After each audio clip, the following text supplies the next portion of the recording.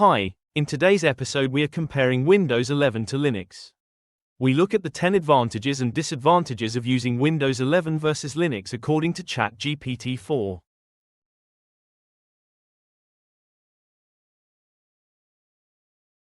Hey everyone, welcome back to the channel. Today we're breaking down the 10 biggest advantages and disadvantages of using Windows 11. Whether you're thinking of upgrading or just curious, this is for you. And it's a shout out to anybody who's using Windows 11 and who loves Windows 11 by default, because that's what's put on any and every PC you buy. Don't worry, we'll also be looking at the 10 advantages and disadvantages of using Linux and installing a Linux distro. But for now, let's begin with what I asked ChatGPT to do, and that was to find the advantages and disadvantages of Windows 11. Let's start off with the advantages of Windows 11. Number one, it has a modern user interface, and what they mean by that is Windows 11 has a slick centered start menu and rounded corners that give it a fresh Mac-like feel, which is, I think they're referring to the centered thing and these rounded corners over here. I have tried it before. Well, actually, you can see it right now. So I'm not saying I have tried it before, but there you go. That's what they mean. So, number two, improved multitasking snap layouts. Now, oops, I don't really know what they mean by that. Let me just go back here. I don't actually know what they mean by that, so I'll have to search for multitasking. Let me just find that. There we go. Multitasking under the settings panel. And I think this is what they mean, that if you enable it, it will snap windows to automatically resize and arrange them into layouts. Snap layouts and snap groups make managing multiple windows smoother than ever. Come on, ChatGPT, I don't really believe that, but anyway, these are all the other options you can find in there, and I think you can play around that with yourself. Number three, a better virtual desktop support. And now what they mean by this is that you can now create separate desktops for work, gaming, or personal tasks with ease. I'm only using one monitor here, and this is my laptop, so I guess if you're using more than one laptop screen, or more screens added to your laptop or desktop, you'll have beneficial virtual desktop support. And I think you can make the changes here, because if I search for virtual, sorry, this is just an image. If I search for under settings, let's just go to settings here. Goodness, I'm in settings already. Ha, ha, ha. If I just search for virtual, that's not working. Thank you, Windows. Okay, that's not working. So anyway, I guess that's one advantage that becomes a disadvantage. Number four is widgets and personalized feeds. Widgets bring you quick updates on weather, news, calendar, and more, all customizable. Now I think you see that in the taskbar at the bottom where they have support for different widgets, and I guess ChatGPT is also referring to these widgets over here. I'm not too convinced that that's an advantage. Number five, native Android app support, limited regions. Now I didn't know this actually existed, but I guess ChatGPT is saying that Windows 11 lets you install Android apps via the Amazon App Store. Big win for mobile app lovers. I am a mobile app lover, but I haven't used that in Windows 11 before. So let's just move on.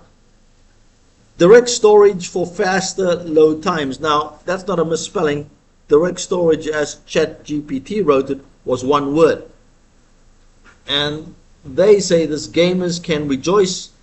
Games load faster with direct storage, assuming you have the hardware. Now, they didn't elaborate on that, but I guess what they mean is that you have a good GPU installed to enable this direct storage and a big hard drive, I'm guessing. Number seven, auto HDR for gaming. And what Auto HDR does is that it enhances colors in games even if they weren't built with HDR in mind. I haven't played games in a long time, but that's not an advantage for me. Goodness, these advantages are not looking so good, are they? Number 8, integrated Microsoft Teams. Oh my goodness, this one's even worse. Chat and video call from your taskbar using the built-in Teams integration. Whatever happened to Skype? I think that disappeared. Number 9, enhanced security features. Now this one I'm thumbs up for. Enhanced security features, TPM 2.0 and Secure Boot are now standard. Making Windows 11 more secure by default. I would say that this number 9, enhanced security features, makes Windows a little bit more secure than Windows 10 or Windows 7, but by how much I can't really say. Is that an advantage? Okay, I'll give that to ChatGPT. It's an advantage. And number 10, consistent updates and support. Whether you want it or not, Microsoft will go out there and search for updates without even asking you. Microsoft is streamlining updates with fewer restarts and background installs. This is an advantage to some and a disadvantage to a lot of other people, but it's more of an advantage, I'd say, than a disadvantage. Anyway, those are the top 10 advantages of using Windows 11 supplied by ChatGPT. Now let's go into the disadvantages.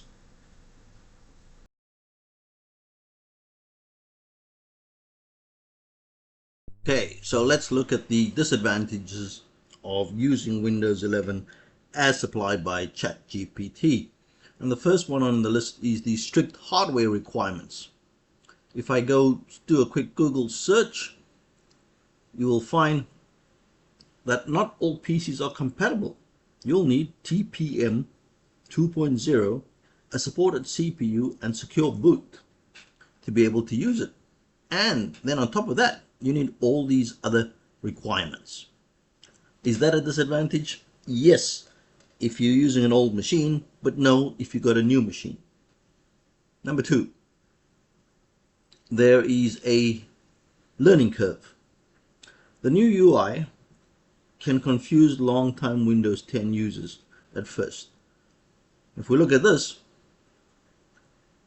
Gemini responds that by saying Windows 11 features a more modern, streamlined design with a centered start menu, while Windows 10 has a traditional left-aligned start menu.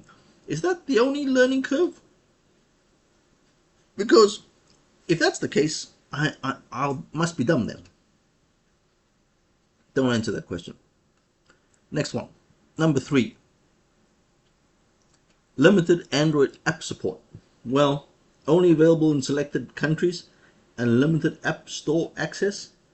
For Android users, that is a problem. For iPhone users, it's not a problem. Is it a disadvantage? Is it a disadvantage? Not really.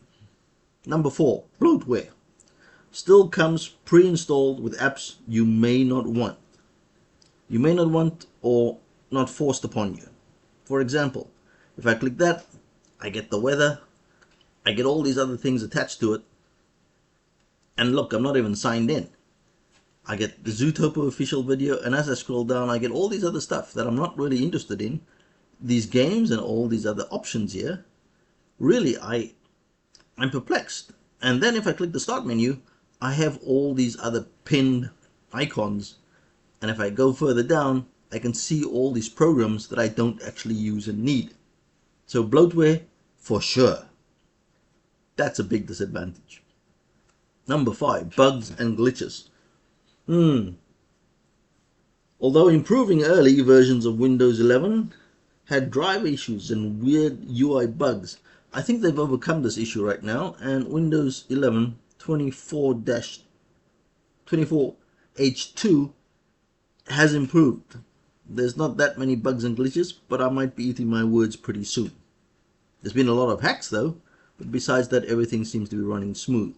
Number 6, reduced taskbar customization.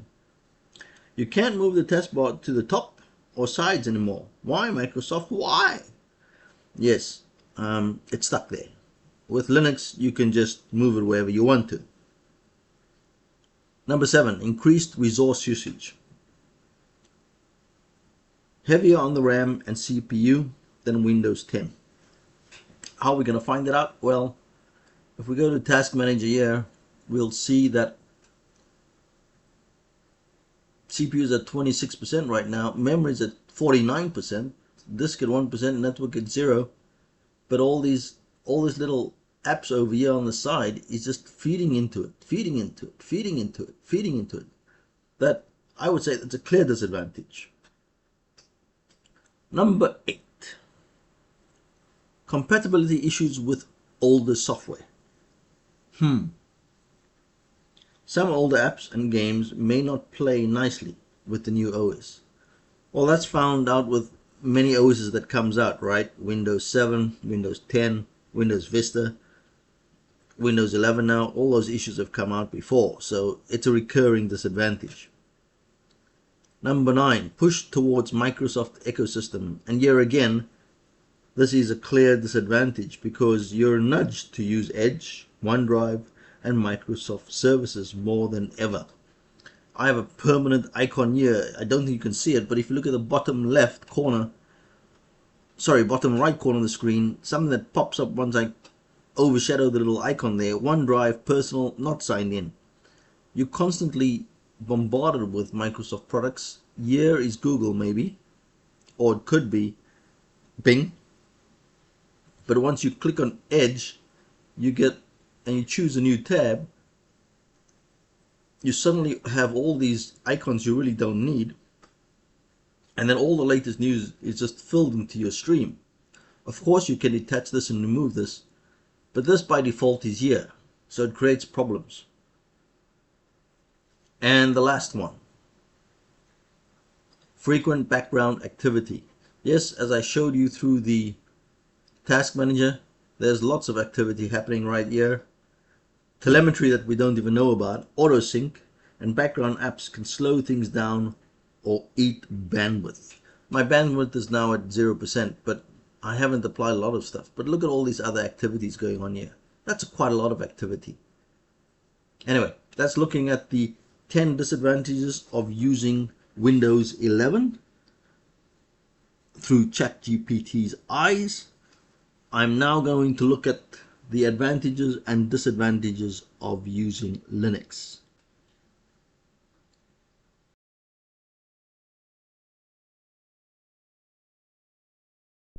Alright, so here are the advantages of using Linux according to ChatGPT, or the 10 advantages. Number 1, it's completely free and open source. So if we go and do a quick search on Linux through Google, we'll see that it is no license fees. You can download, modify, and redistribute it without paying a dime. Didn't actually say that there, but I think you can take it what it means from it. Then, number 2, it's highly customizable. From the desktop environment, let's go to Linux desktop here. And it's even there in the search. From the desktop environment to the kernel itself, almost everything can be tweaked. So here are some images of what the Linux desktop environment looks like, and as you can see, not one of them are the same. So it's highly customizable. Number 3, it's excellent security. And let's find out. Linux security, right there. There's images of it that it's all secure, but let's just go to all and find out what exactly. It says here, according to the Gemini, fewer viruses, quick patching, and user-based permissions makes Linux very secure. It didn't say that there, but it says Linux is a secure operating system. But of course it says, but it depends on the proper configuration and ongoing management. Still, is that an advantage? Definitely, in this day and age, why not? Number 4, lightweight options available. Yes, one of the best options I've used before is Alpine Linux.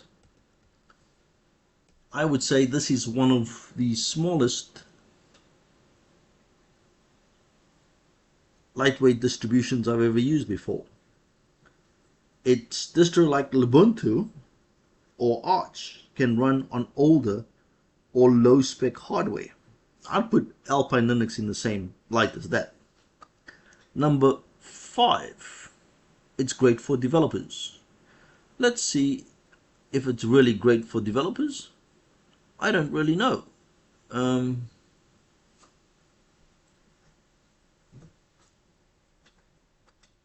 Is Linux great for developers? Let's find out. The answer is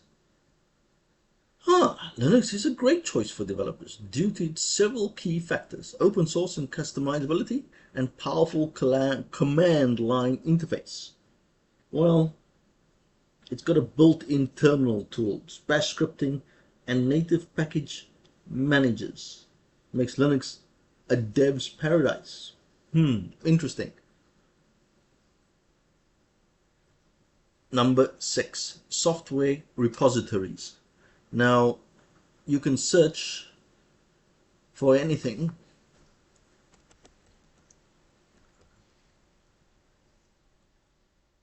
Linux software repositories. There we go. There's a whole bunch of them where each distro, whether it be Unix, Ubuntu, Ubuntu, Fedora, Arch, they all have their own software repositories. And one command and boom, your app is installed and up to date.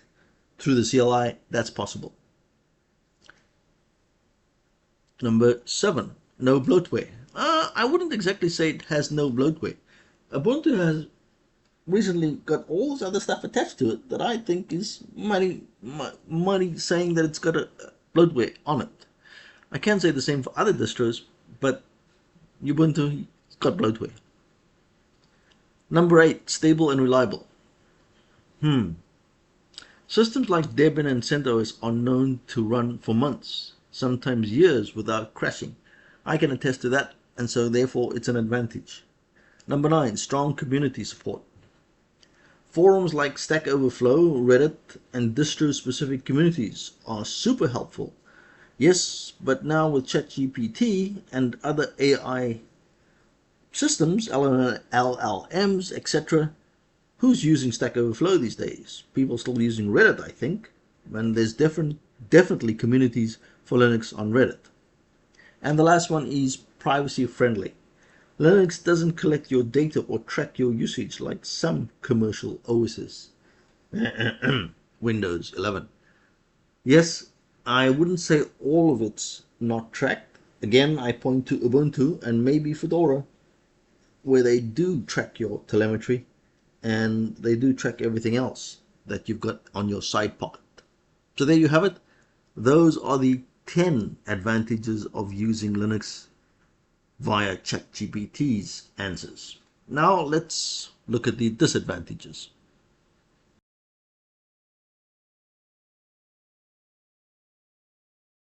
Okay, so let's have a look at the disadvantages of using Linux according to ChatGPT. There's a steeper learning curve.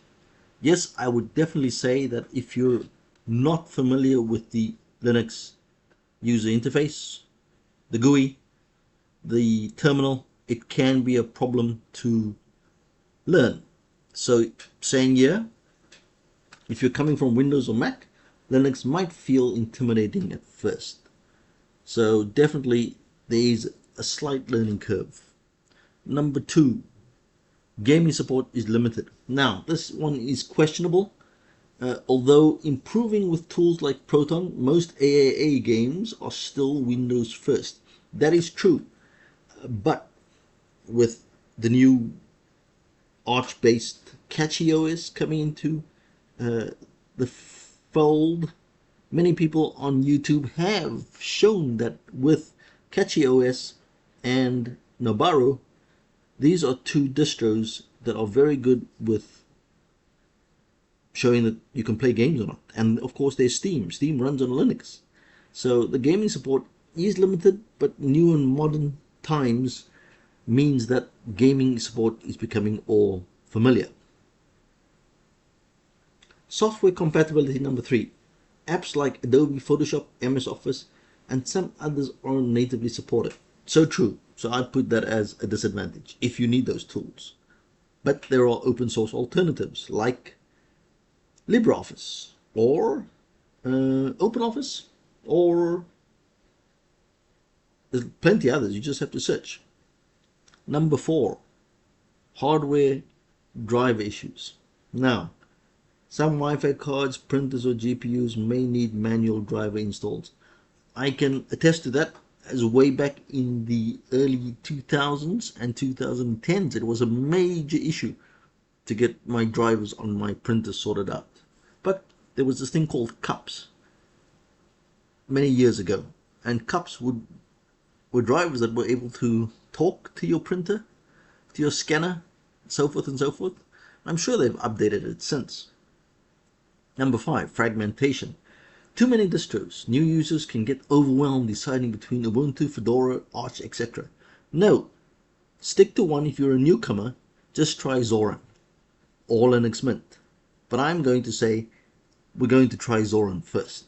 So for the newcomers, I'm going to show you a step-by-step way of how to install Zorin OS on this laptop, and then you can make your own decisions from there. Lack of commercial support, number 6. Unlike Windows, there's no one number to call for tech support unless you're using enterprise Linux. Yes, for ages now, Red Hat Linux, SUSE, Oracle Linux, and IBM Linux, there was support for those distros because they were professional releases. But now you just have to look to the community to find out support. Number 7, fewer professional tools. Many creative and enterprise apps are Windows or Mac OS exclusive. Yes, I can attest to that. Photoshop, all Adobe products. But it doesn't mean the end of the world. Number 8, peripheral compatibility. Not all webcams, gamepads, or fingerprint scanners are Linux ready. That's true. It's not a serious disadvantage. You don't really need all those stuff, but for office use, you might need it. Yeah, I wonder. Number 9, update management. Some distros roll updates constantly like Arch, while others lag behind. Pick your poison. Debian 13's just come out and they are pretty up to date. So rolling releases means that distros are constantly updated. You don't have to press update or anything like that with the Windows ones, but it's rolling releases, which means they stick to the latest updates. Whereas something like Ubuntu, which has LTS and Zorin LTS versions, these are managed update management tools that are used, and not the latest and greatest comes out straight away.